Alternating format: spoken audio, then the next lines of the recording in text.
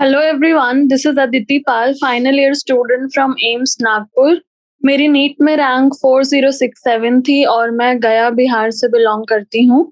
तो पिछले क्लास में हमने ट्रांसपोर्ट इन प्लांट्स के क्वेश्चन सॉल्व किए थे। तो हमने मल्टीपल चॉइस क्वेश्चंस सॉल्व कर लिए थे, वेरी शॉर्ट आंसर टाइप भी कर लिए थे और शॉर्ट आंसर टाइप के क्वेश्चन नंबर 15 तक हम पहुंचे थे। तो आज हम स्टार्ट करने वाले हैं क्वेश्चन नंबर 16 से। तो क्वेश्चन नंबर 16 है, what is the chemical composition of xylem and phloem SAP. तो हमसे पूछ रहा है कि जो जाइलम एंड फ्लोएम में डिफरेंट मटेरियल्स ट्रांसपोर्ट होते हैं, उनका केमिकल कॉम्पोजिशन क्या है। तो हमें केमिकल कॉम्पोजिशन बताना है xylem SAP and phloem SAP का। तो जो जाइलम सैप है, जाइलम हमें पता है कि जो जाइलम है वो ट्रांसपोर्ट करता है वाटर एंड मिनरल्स। ठीक है, तो केमिकल कॉम्पोजिशन क्या होगा इसका। पहला तो वाटर हो जाएगा अपना, हमारे पास वाटर होगा H2O के फॉर्म में, एंड मिनरल्स हो सकते हैं आयंस के फॉर्म में। आयंस के फॉर्म में हमारे मिनरल्स हो सकते हैं, जैसे हमारा आयरन हो सकता है, मैग्नीशियम हो सकता है। तो ये आप कुछ एग्जांपल्स दे सकते हैं, जैसे कि आयरन Fe2+, Fe3+ के फॉर्म में हो सकता है, मैग्नीशियम Mg2+ के फॉर्म में हो सकता है।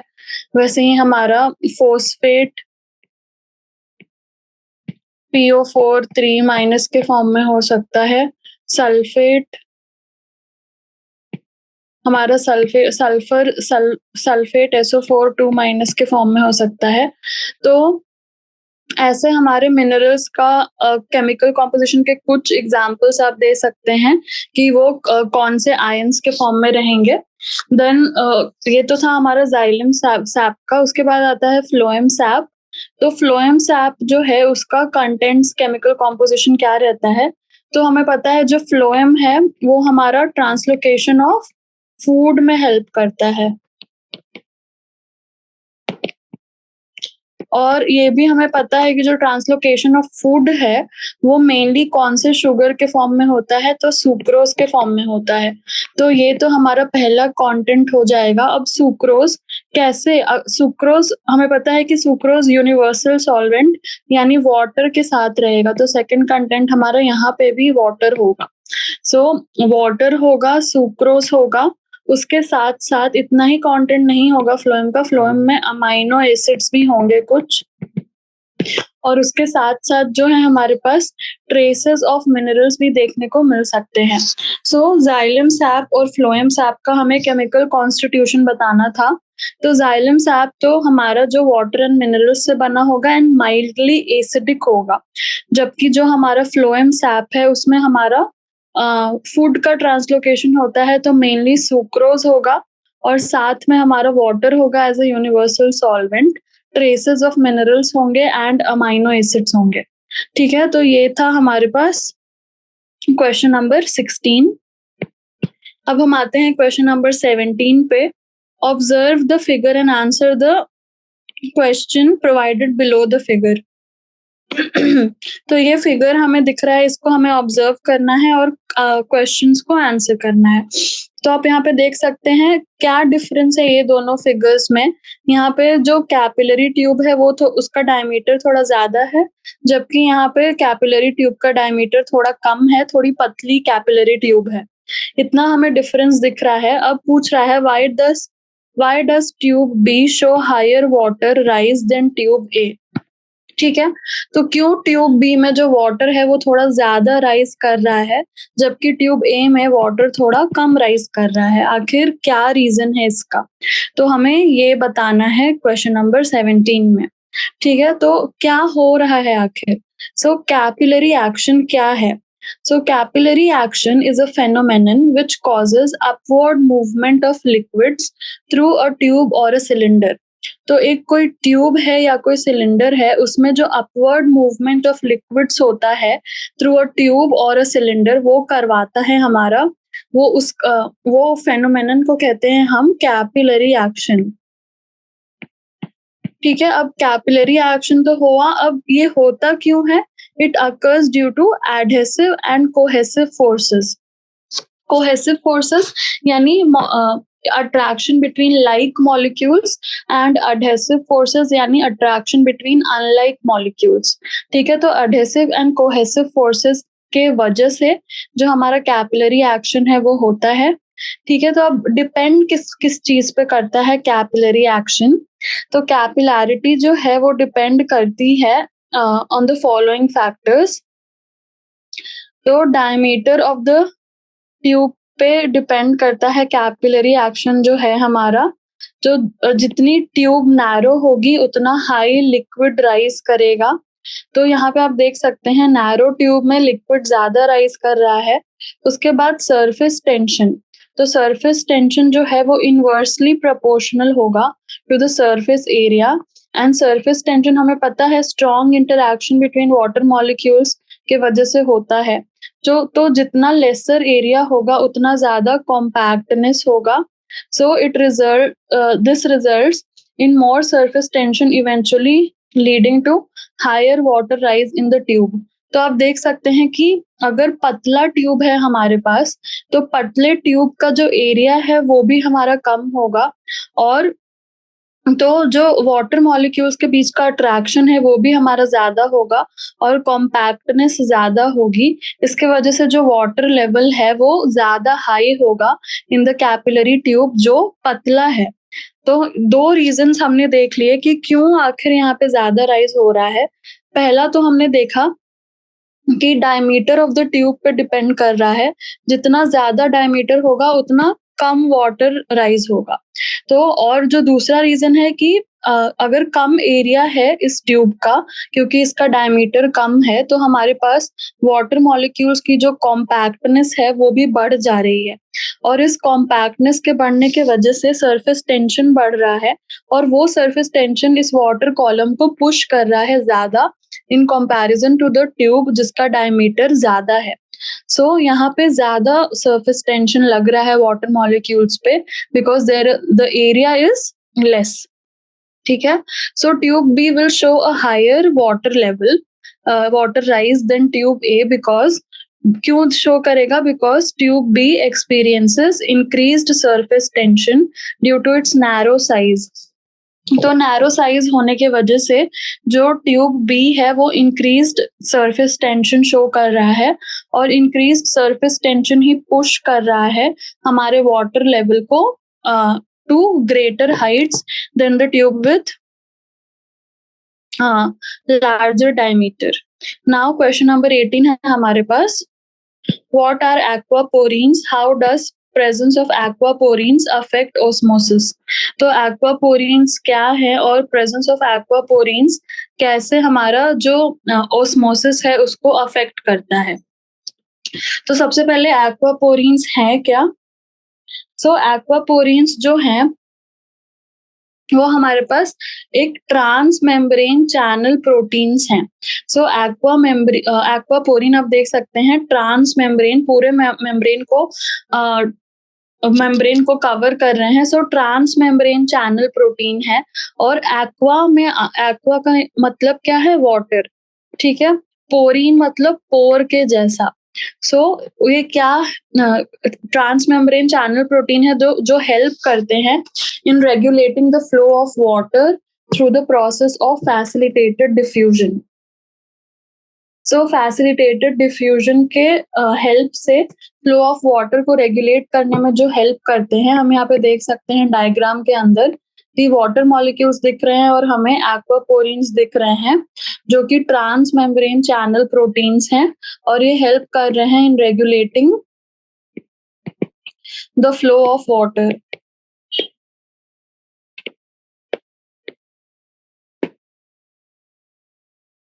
ठीक है, तो ये है हमारे पास एक्वापोरिन्स। अब हमने देख लिया कि एक्वापोरिन्स है क्या। अब how does the presence of aquaporins affect osmosis. तो हमें पता है osmosis is a method of transport.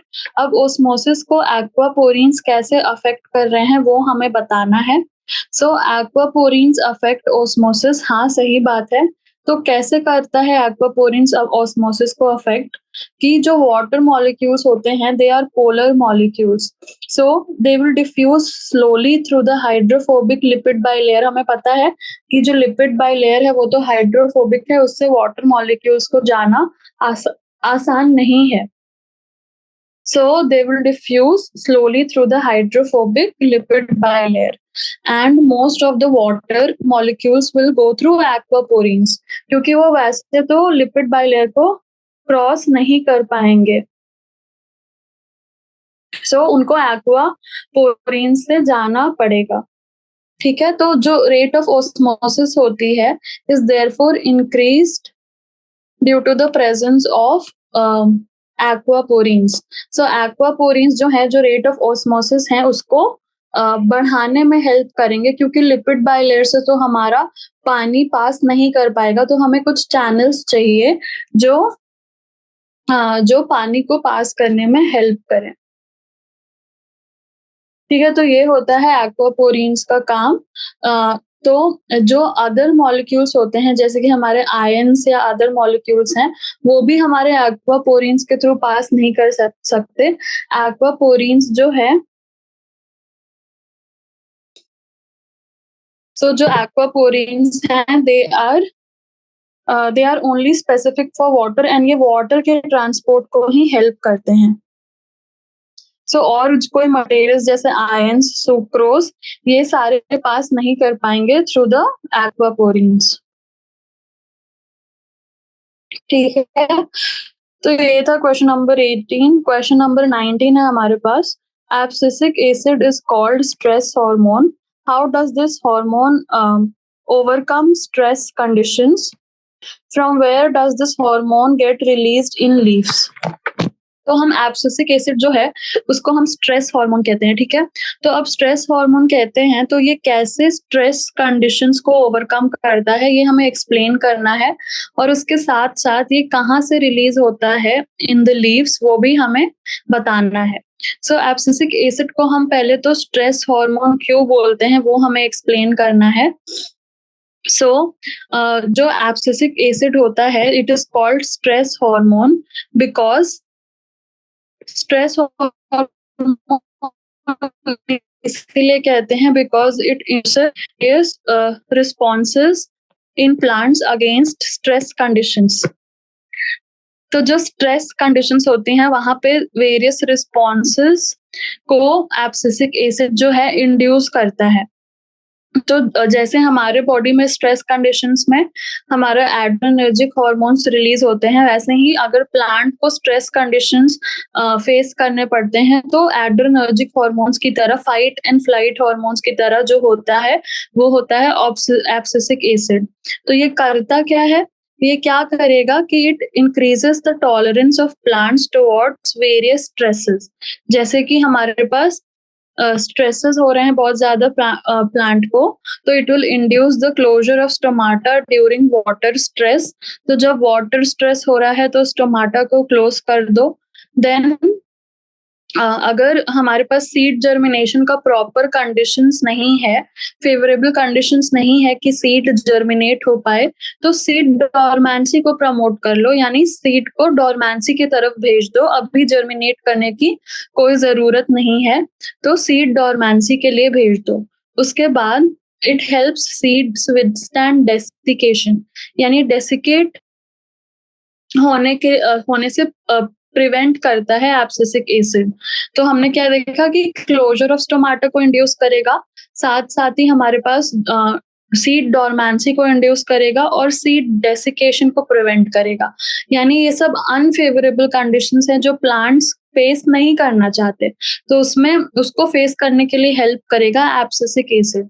और साथ ही it also helps in inducing dormancy in plants at the end of growing season and promotes abscission of leaves, fruits and flowers।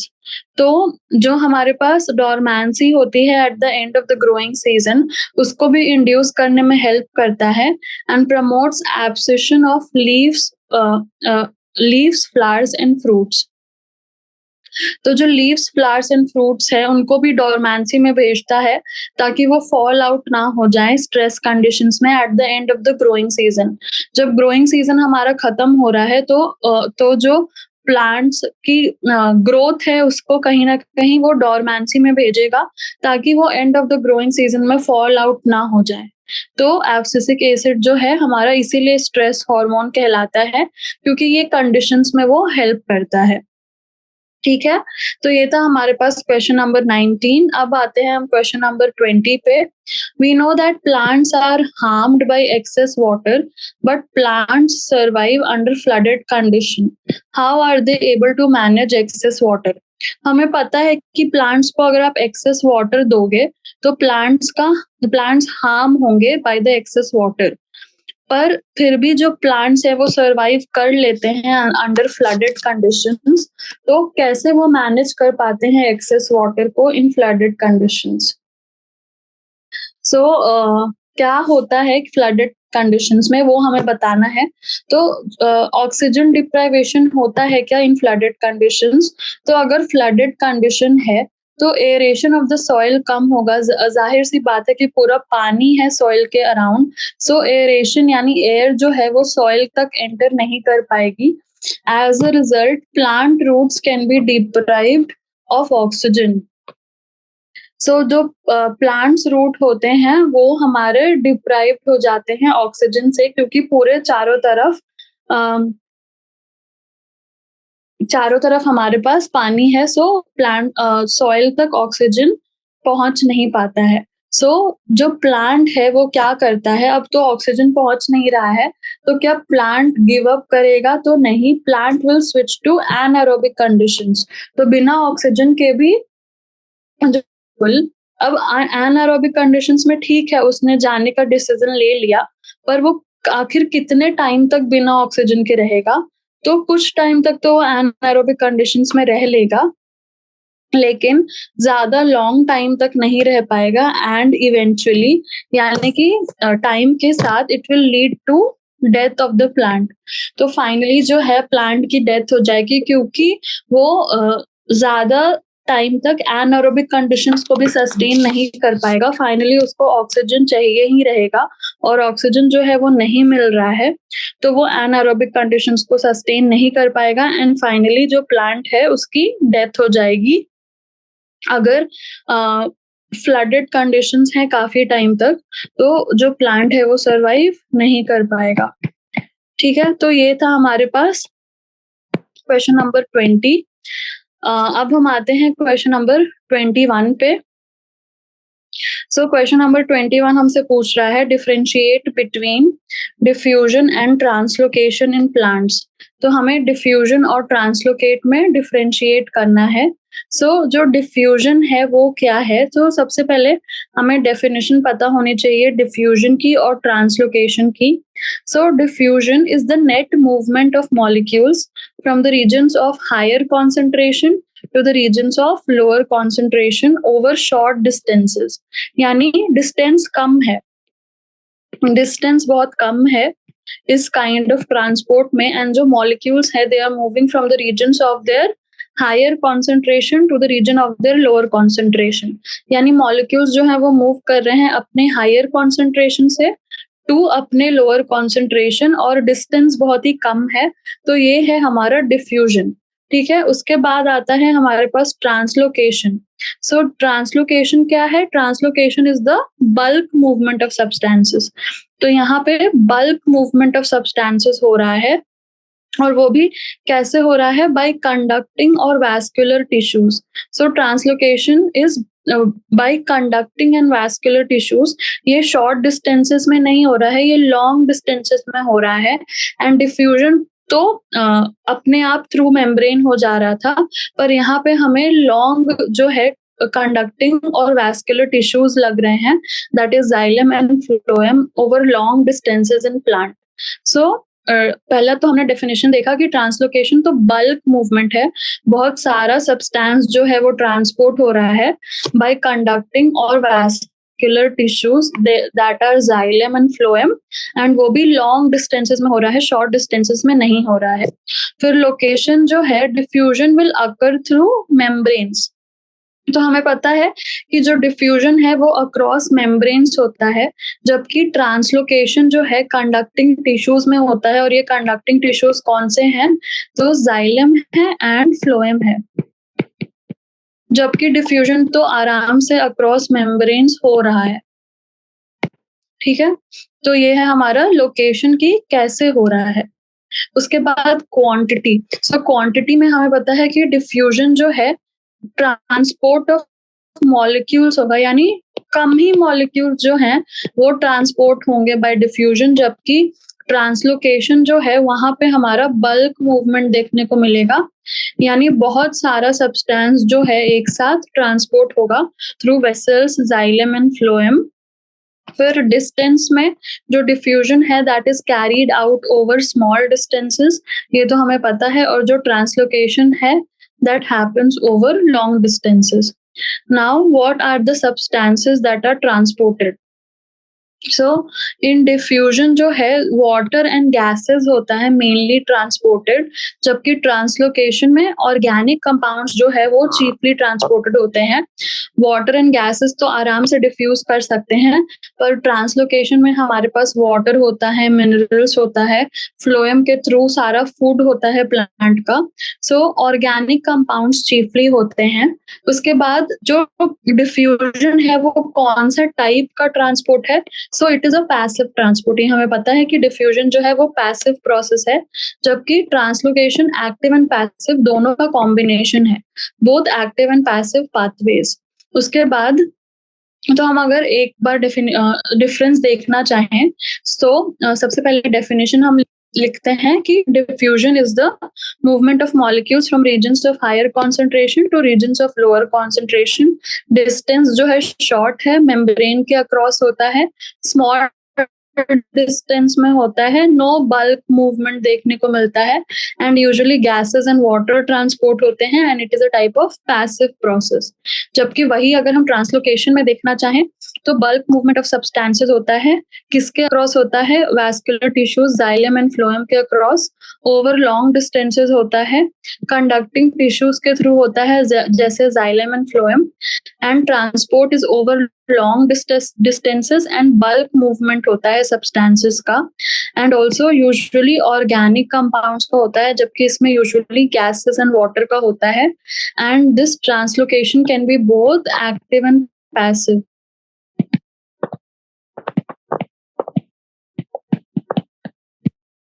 जबकि diffusion is only a passive process.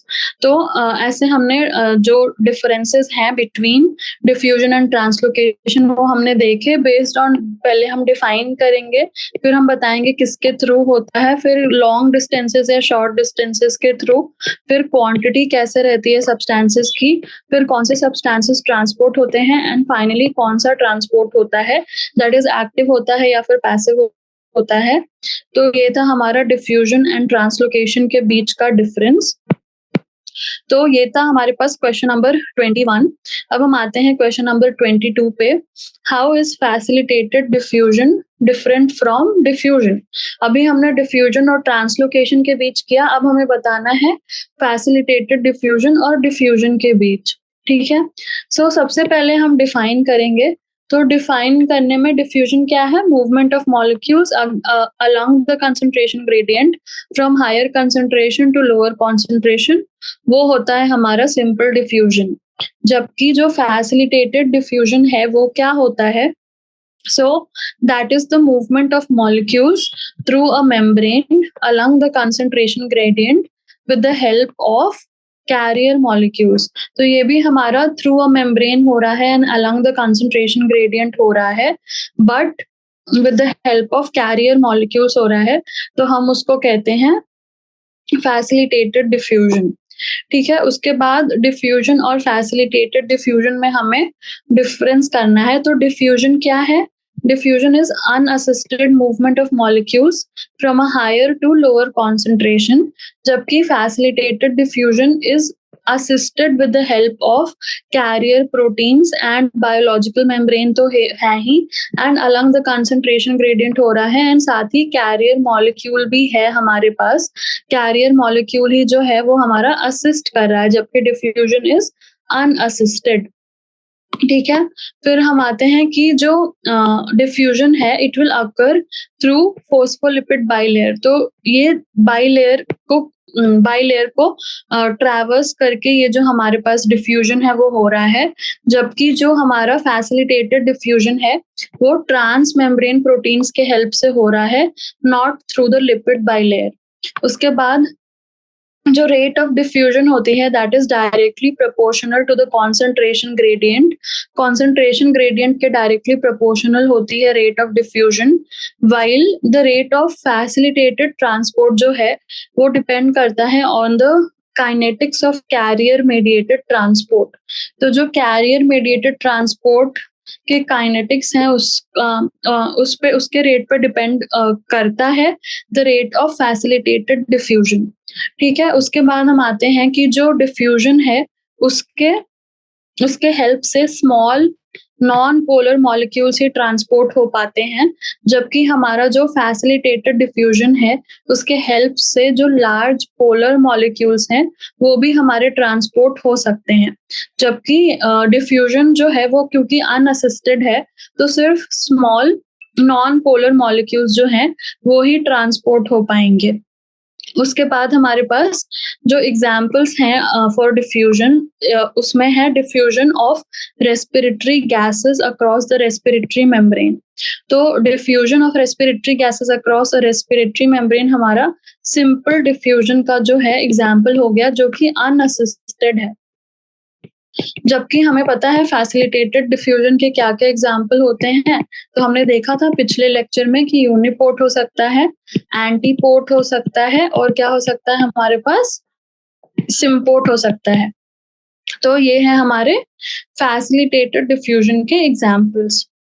तो ऐसे हमने diffusion और facilitated diffusion के बीच difference कर लिया कि क्या क्या पॉइंट्स होते हैं इनके बीच जो जिससे हम इनको डिफरेंशिएट करते हैं। उसके बाद हम आते हैं क्वेश्चन नंबर 23 पे। सो क्वेश्चन नंबर 23 हमसे पूछ रहा है explain the mass flow hypothesis of transport in phloem. So जो फ्लोएम है उसमें मास फ्लो हाइपोथेसिस को हमें समझाना है कि मास फ्लो हाइपोथेसिस ऑफ ट्रांसपोर्ट आखिर क्या है फ्लोएम के अंदर। तो जो फ्लोएम है उसके अंदर मास फ्लो हाइपोथेसिस क्या है। सो मास फ्लो हाइपोथेसिस जो है it is also known as the pressure flow hypothesis. ठीक है, तो मास फ्लो हाइपोथेसिस को हम प्रेशर फ्लो हाइपोथेसिस भी कहते हैं। तो इसमें क्या होता है कि ये डिस्क्राइब करता है the movement of SAP through the phloem. तो जो सैप फ्लोएम के अक्रॉस मूव कर रहा है उसके मूवमेंट को एक्सप्लेन करने के लिए जो हाइपोथेसिस है that is mass flow hypothesis. और इसको प्रपोज किसने किया था, जर्मन फिजियोलॉजिस्ट अर्नस्ट मंच इन 1930। तो क्या होता है आखिर इस मास फ्लो या प्रेशर फ्लो हाइपोथेसिस में। तो सबसे पहले होता है active transport of sucrose from source to the companion cells. तो आप यहाँ पे देख रहे हैं कॉम्पेनियन सेल्स आपको दिख रहा है और आपको सोर्स दिख रहा है। सो सोर्स से जो हमारा सुक्रोज है वो कहाँ जाएगा, सोर्स से सुक्रोज जाएगा कॉम्पेनियन सेल्स के अंदर। उसके बाद क्या होगा कि कॉम्पेनियन सेल्स के बाद वो जाएगा फ्लोएम के अंदर। तो यहाँ पे होगी फ्लोएम लोडिंग। ठीक है, तो सबसे पहले सोर्स से गया कॉम्पेनियन सेल के अंदर, कॉम्पेनियन सेल्स से गया फ्लोएम के अंदर। उसके बाद क्या हुआ, जो वाटर है वो जाइलम से फ्लोएम के अंदर आया। ठीक है, तो जाइलम से वाटर जो है सीव ट्यूब्स के अंदर आया। अब क्या होगा, ट्रांसपोर्ट होगा इन सीव ट्यूब्स। तो यहाँ पे आप देख सकते हैं ट्रांसपोर्ट हो रहा है इन द सीव ट्यूब। उसके बाद जो है फ्लोएम अनलोडिंग होगा। अब क्या है, अब हमारे पास कॉम्पेनियन सेल के जहाँ पे सिंक है जहाँ पे वहां पे अनलोड होगा जो हमारा फ्लोएम में पहले लोड हुआ था। अब क्या होगा, अब यहाँ पे अनलोडिंग होगी एंड फाइनली जो है हमारे पास फाइनली जो हमारे पास है सोर्स से सिंक तक जो हमारा फूड हम भेजना चाहते थे वो चला जाएगा। सबसे पहले क्या हुआ, source to companion cells, some amount of sucrose जो है लीफ से कॉम्पेनियन सेल्स के अंदर गया, किसके through, through the plasmodesmata, and across the concentration gradient हुआ, that is from higher concentration to lower concentration. तो जो सोर्स है उससे जो है हमारा कॉम्पेनियन सेल के अंदर चला गया हमारा फूड। उसके बाद क्या हुआ, एक्टिव ट्रांसपोर्ट हुआ जिससे फ्लोएम लोडिंग हुआ। तो एक्टिव ट्रांसपोर्ट में जो सुक्रोज है कॉम्पेनियन सेल से सीव ट्यूब में गया जिसको हमने फ्लोएम लोडिंग कहा, and this happens through active transport, क्योंकि यहाँ पे जो सुक्रोज है that will move against the concentration gradient. ठीक है, तो यहाँ पे जो अगेंस्ट द कॉन्सेंट्रेशन ग्रेडियंट हुआ जिससे जो हमारा फूड है from its lower concentration to its higher concentration गया। उसके बाद movement of water from the xylem हुआ। तो जो वाटर है, वाटर पोटेंशियल जो सीव ट्यूब का है, क्योंकि वो कम हो गया है as compare to water potential in the xylem. क्यों? क्योंकि ज्यादा सुक्रोज आ गया है अंदर बाय एक्टिव ट्रांसपोर्ट। तो अब वाटर पोटेंशियल कम हो गया, तो वाटर जो है अपने हायर पोटेंशियल से अपने लोअर पोटेंशियल पे आने का कोशिश करेगा। तो water will come from xylem to the sieve tubes of the phloem. क्यों? क्योंकि वाटर पोटेंशियल कम हो रहा है यहाँ पे और हमें वाटर पोटेंशियल रिस्टोर करना है। फिर जो ट्रांसपोर्ट होगा सीव ट्यूब में, बिकॉज क्योंकि वाटर आ गया, यहाँ का टर्गर प्रेशर जो है इंक्रीज हो गया, इसके वजह से प्रेशर फ्लो स्टार्ट हो जाता है। सो सैप का मूवमेंट स्टार्ट हो जाता है टुवर्ड्स द सिंक।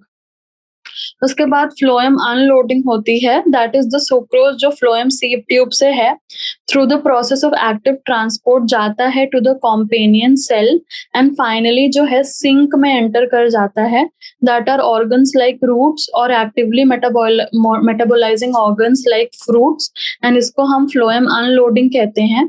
तो जैसे सुक्रोज जो है अनलोड हो चुका है, the water potential of the sieve tube फिर से इंक्रीज हो जाता है compare to the nearby xylem vessel, and water फिर से जो है हमारे पास सीव ट्यूब से जाइलम में चला जाएगा। तो ऐसे जो है वाटर का एक्सचेंज होता है, जैसे ही फ्लोएम लोडिंग होती है एंड फ्लोएम अनलोडिंग होती है। फ्लोएम लोडिंग होगी at the source and phloem unloading होगी एट द सिंक। तो वैसे ही हमारा जाइलम में भी वाटर आएगा और जाएगा। So this is the mass flow hypothesis of transport in phloem. तो ये था हमारे पास क्वेश्चन नंबर 23। अब हम आते हैं क्वेश्चन नंबर 24 पे। Observe the diagram and answer the following. तो हमें यहाँ पे stomata open and stomata closed का डायग्राम दिख रहा है। अब क्वेश्चन क्या है हमारे पास? क्वेश्चन है कि are these types of guard cells found in monocots और डाइकॉट्स। उसके बाद जो है which of this shows a higher water content and which element plays an important role in the opening and closing of stomata. ठीक है, तो सबसे पहले हमारे पास are these type of guard cells. तो जो guard cells that surround the stomata and regulate, guard cells होते क्या है? दे surround the stomata and regulate its opening and closing, and guard cells in monocots are found to be dumbbell shaped and in dicots they are kidney bean shaped. तो हम यहाँ पे देखा था हमने कि यहाँ पे तो guard cells kidney bean shaped दिख रहे थे, तो यानी कि ये कौन सा प्लांट है? तो ये हमारा डाइकॉट है। ठीक है, तो ये जो हमारे किडनी बीन शेप्ड हैं, ये हमारे कहाँ देखने को मिलेंगे? तो ये हमारे डाइकॉट्स में देखने को मिलेंगे।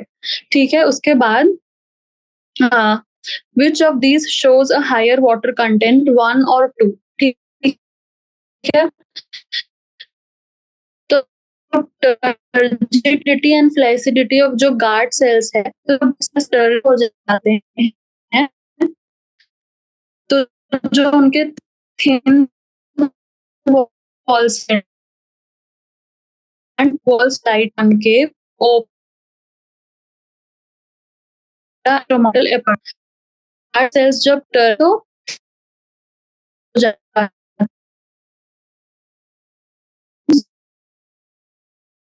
ओपन द स्टमचर, तो हमारे पास कंक्लूड कर सकते समान है दिख रहा है, जबकि बी में जो है वो कम वाटर कंटेंट है, तभी हमारा जो गार्ड सेल्स हैं वो फ्लैसिड हैं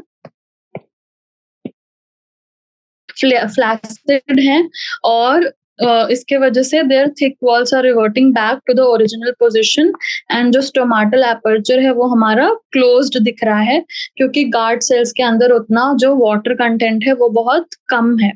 ठीक है, तो किसमें हायर वाटर कंटेंट है? ऑब्वियसली जो स्टोमाटा ओपन है उसके गार्ड सेल्स में हायर वाटर कंटेंट है।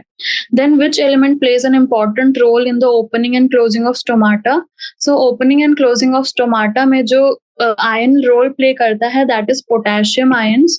सो potassium ions in guard cells जो है वो कॉज करते हैं rise in osmotic pressure and water gets absorbed from surrounding cells और इसी से हमारा जो टर्गर प्रेशर है वो भी इंक्रीज होता है एंड जो स्टोमाटा है वो ओपन हो जाते हैं। देन मूवमेंट ऑफ के प्लस आउटसाइड जब होता है सो लोअर ऑस्मोटिक प्रेशर हो जाता है and water will also move out from the guard cells to surrounding cells. इससे क्या होगा, इससे जो हमारे गार्ड सेल्स हैं वो जो टर्गिड हो गए थे अब वो फिर से क्या होंगे, अब फिर से फ्लैसिड हो जाएंगे। So these guard cells become flaccid and the stomatal pore जो है that is closed. So कौन responsible है for the opening and closing of stomata? So potassium ions जो है they play a major important role in opening and closing of stomata. तो यहाँ पे which element plays an important role? तो ये हो जाएगा potassium is the element and ions पूछा तो potassium ions। ठीक है, तो ये था हमारे पास क्वेश्चन नंबर 24। अब हम आते हैं क्वेश्चन नंबर 25 पे। Define uniport, symport and antiport and do they require energy.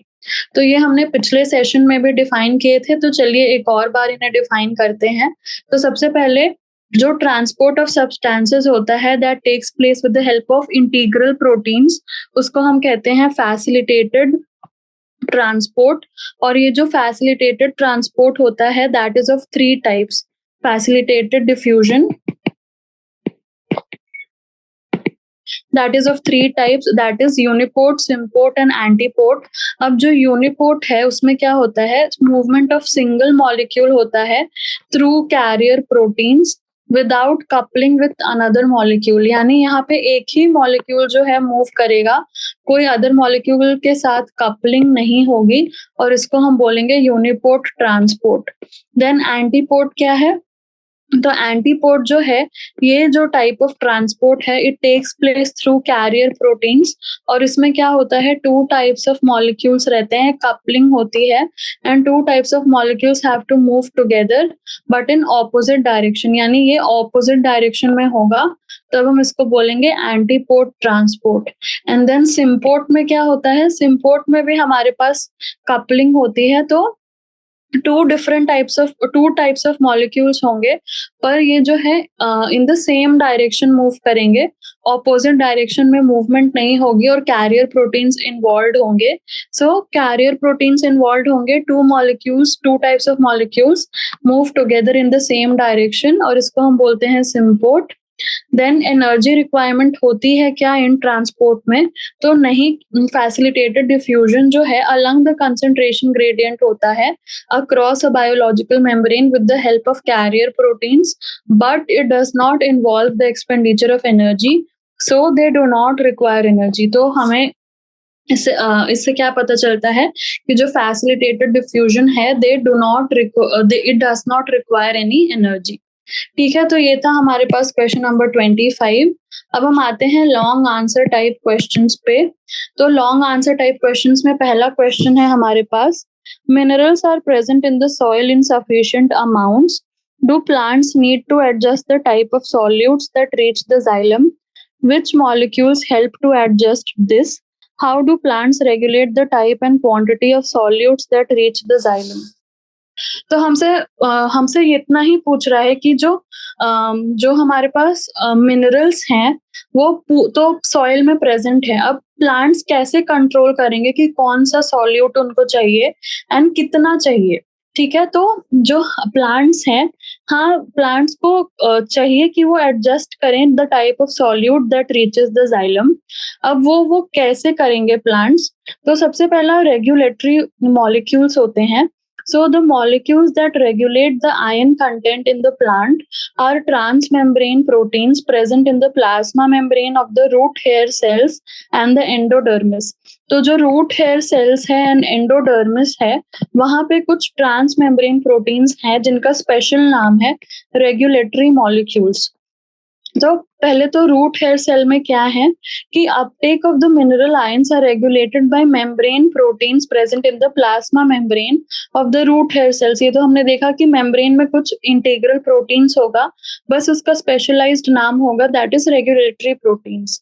और एटीपी जो है वो रिक्वायर्ड होता है for the transport of these minerals selectively through ion pumps across the membrane of root cells against the concentration gradient, और इसको हम active transport बोलते हैं। और इसीलिए आयन पम्प्स है हमारे पास, और ये रेगुलेटरी प्रोटीन्स हेल्प कर रहे हैं उन पर्टिकुलर आयंस को फॉर बीइंग ट्रांसपोर्टेड। उसके बाद एक्टिव ट्रांसपोर्ट के बाद हमने देखा कि रूट हेयर सेल्स में कुछ रेगुलेटरी प्रोटीन्स होंगे।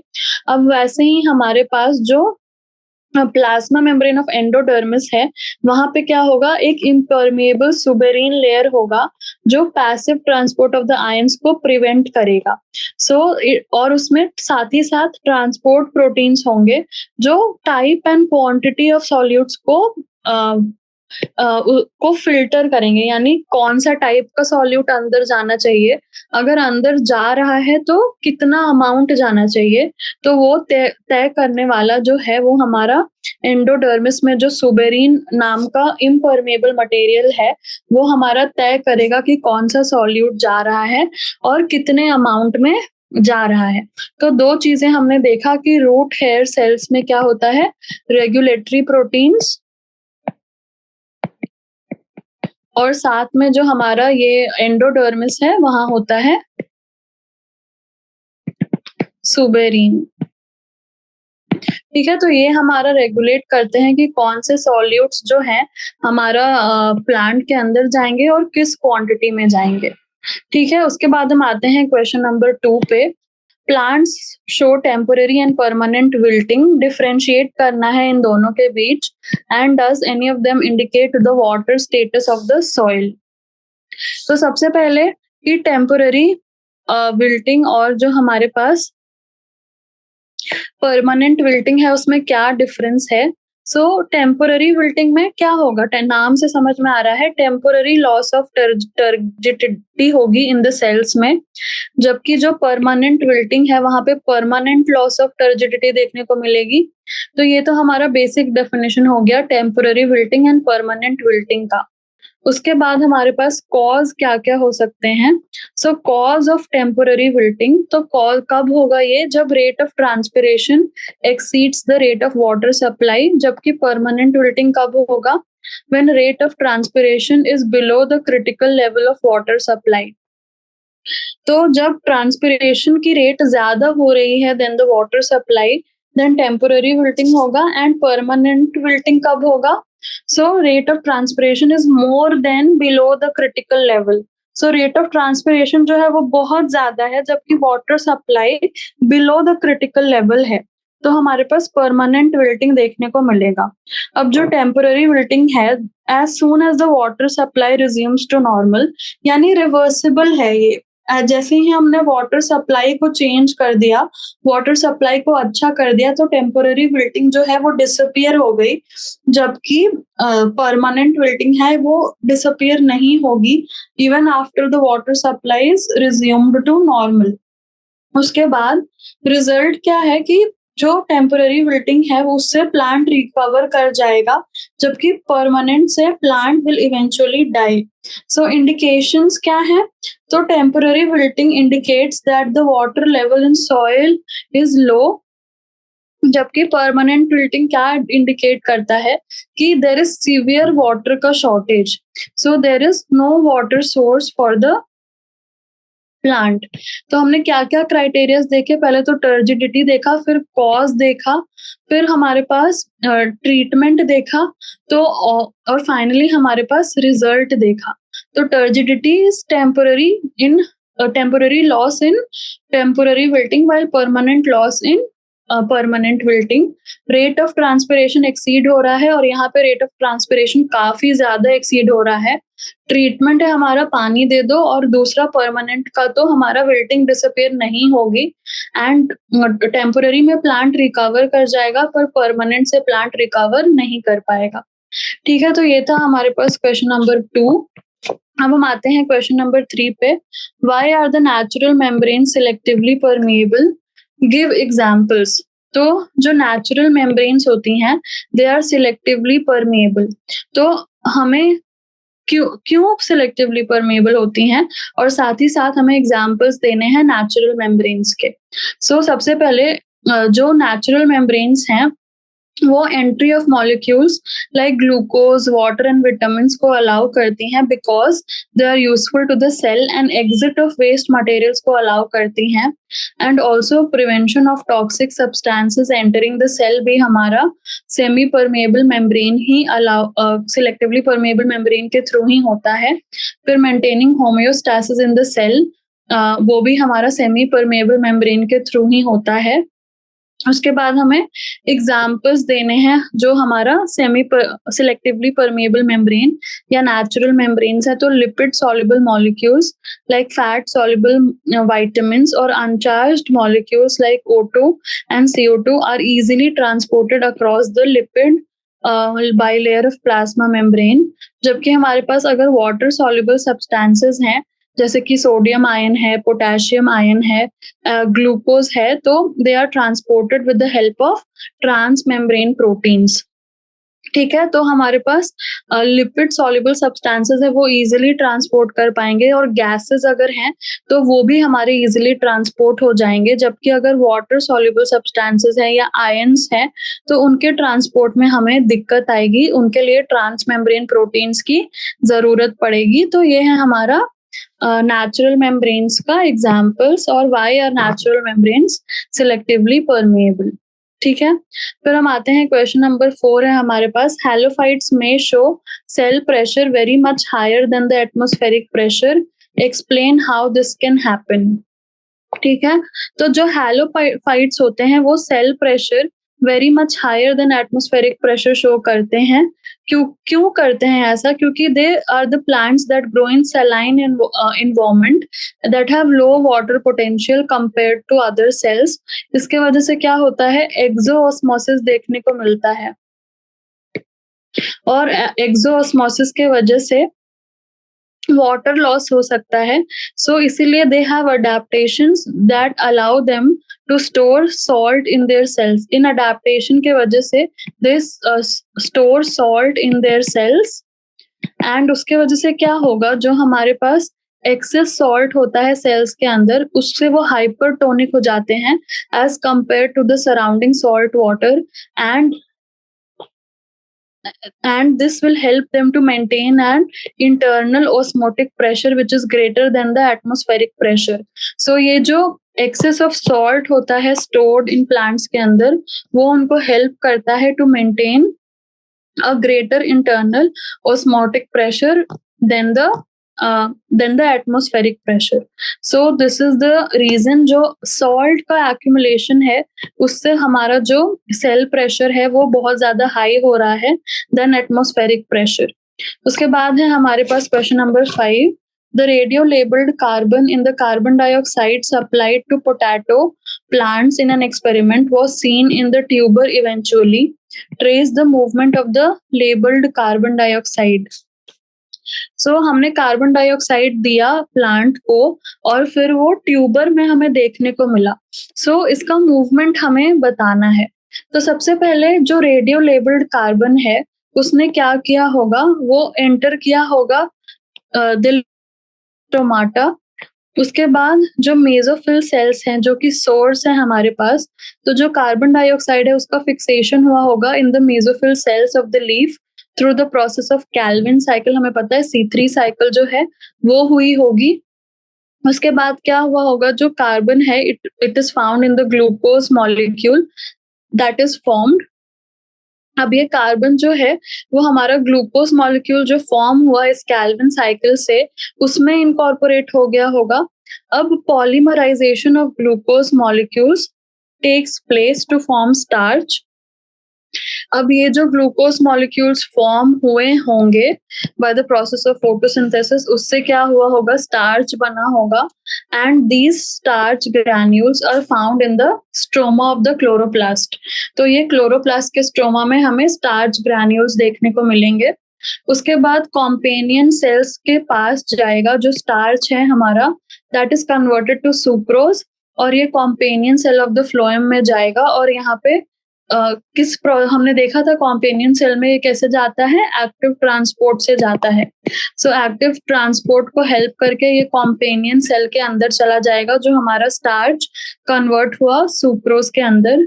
उसके बाद सीव ट्यूब में एंटर कर जाएगा by active transport from the companion cell to the sieve tube.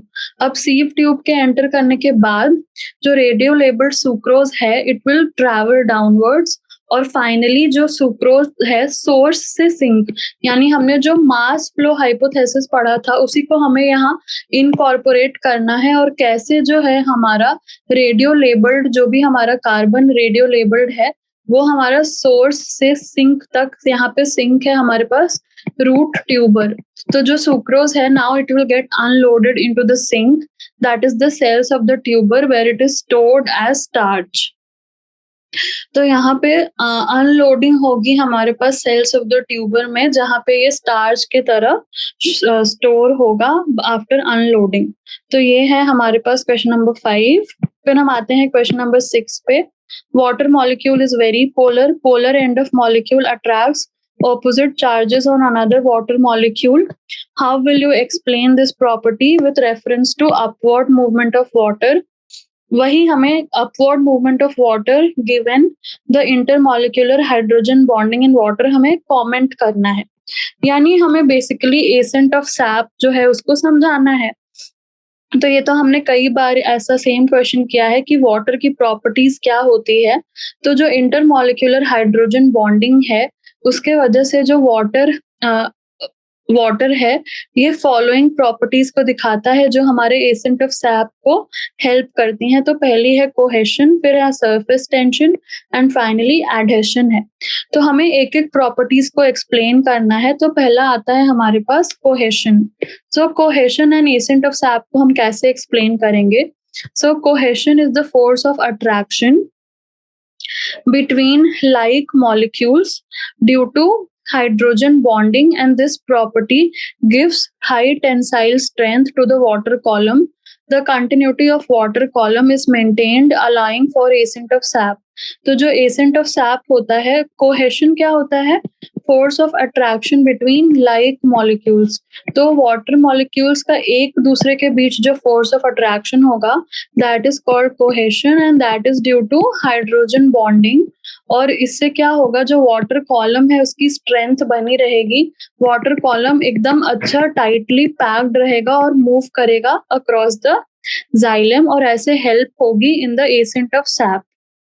उसके बाद एडहेशन क्या है? तो जो एडहेशन है it is the force of attraction between unlike molecules. तो यहाँ पे वाटर मॉलिक्यूल्स और जाइलम के बीच due to intermolecular hydrogen bonding होता है ये भी, और इससे हाई कैपिलैरिटी इंश्योर होती है, that is the ability to rise in a narrow tube और कॉलम। सो एक नैरो ट्यूब या कॉलम है उसके अंदर एबिलिटी टू राइज जो होगी वो होगी हमारे पास because of adhesion. So adhesion will help in the, फिर से एडहेशन जो है that will help in the ascent of sap, that is movement of water through the water column. Then surface tension क्या है? तो surface tension is the force of attraction between water molecules in the liquid phase. और इससे क्या होता है, हमारे पास जो वाटर मॉलिक्यूल्स है मिनिमम सरफेस एरिया ऑक्यूपाई करते हैं और कैपिलैरिटी इंश्योर होती है। Then finally, ascent of sap, the upward movement of water in plants is called ascent of sap, and it is driven by transpiration pull. So ये transpiration pull hydrogen bonding between water molecules जो है वो help कर रहा है in 3 properties, that is cohesion, adhesion and surface tension, which is helping the plant in carrying out ascent of sap, and जो transpiration pull है उसको maintain करने में ये properties of water जो है वो help कर रही हैं। देन फाइनली हमारे पास क्वेश्चन नंबर 7 है। ये एक एक्सपेरिमेंटल सेटअप आपको दिख रहा है। उसमें आपको बताना है कि ये सेटअप क्या डिमॉन्स्ट्रेट कर रहा है। तो आप यहाँ पे देख रहे हैं लीफी शूट है, रबर ट्यूबिंग है, एयर फ्री वाटर है, मरकरी है। तो ये सेटअप क्या डिमॉन्स्ट्रेट कर रहा है? It is demonstrating the process of transpiration as it shows upward movement of water due to transpiration pull। तो यहाँ पे ट्रांसपिरेशन हो रहा है, इसके वजह से अपवर्ड मूवमेंट ऑफ वाटर हो रहा है। So the setup is demonstrating the process of transpiration. So यहाँ पे प्रोसेस ऑफ ट्रांसपिरेशन जो है वो डिमॉन्स्ट्रेट हो रहा है इस सेटअप के थ्रू। ठीक है, तो जो सेटअप डिमॉन्स्ट्रेट कर रहा है that is the process of transpiration.